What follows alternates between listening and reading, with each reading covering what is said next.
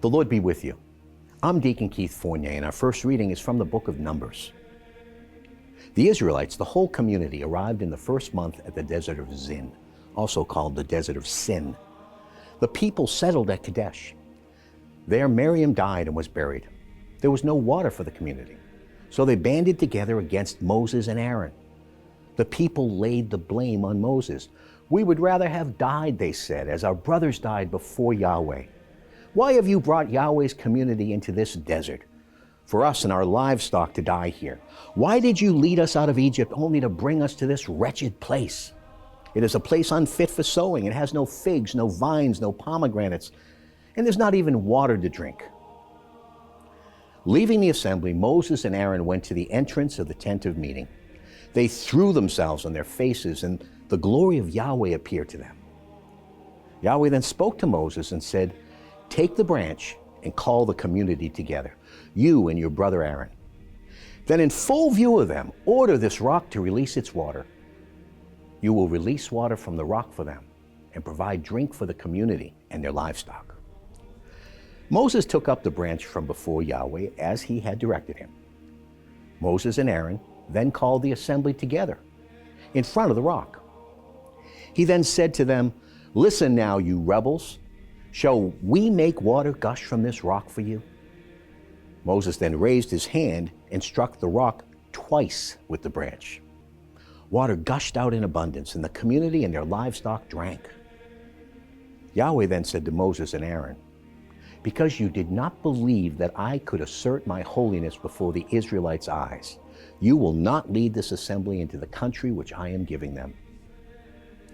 These were the waters of Meribah, where the Israelites laid the blame on Yahweh, and where, by their means, he asserted his holiness.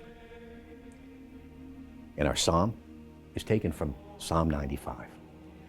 Come, let us cry out with joy to Yahweh, acclaim the rock of our salvation. Let us come into his presence with thanksgiving, acclaim him with music. Come, let us bow low and do reverence, kneel before Yahweh who made us. For he is our God, and we, the people of his sheepfold, the flock of his hand. If only you would listen to him today. Do not harden your hearts as at Meribah, as at the time of Massa in the desert when your ancestors challenged me, put me to the test, and saw what I could do. A reading from the Holy Gospel according to St. Matthew. When Jesus came to the region of Caesarea Philippi, he put this question to his disciples: "Who do people say the Son of Man is?" And they said, "Some say John the Baptist, some Elijah, and others Jeremiah or one of the prophets." "But you," he said, "who do you say I am?"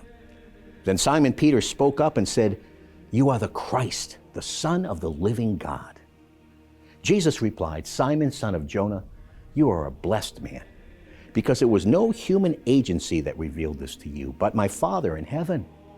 So I now say to you, you are Peter, and on this rock I will build my church, and the gates of the underworld can never overpower it. I will give you the keys of the kingdom of heaven. Whatever you bind on earth will be bound in heaven. Whatever you loose on earth will be loosed in heaven." Then he gave the disciples strict orders not to say to anyone that he was the Christ. From then onwards, Jesus began to make it clear to his disciples that he was destined to go to Jerusalem and suffer grievously at the hands of the elders and chief priests and scribes, and to be put to death, and to be raised up on the third day. Then taking him aside, Peter started to rebuke him. "Heaven preserve you, Lord," he said. "This must not happen to you." But he turned and said to Peter, "Get behind me, Satan. You are an obstacle in my path because you are thinking not as God thinks, but as human beings do." The Gospel of the Lord.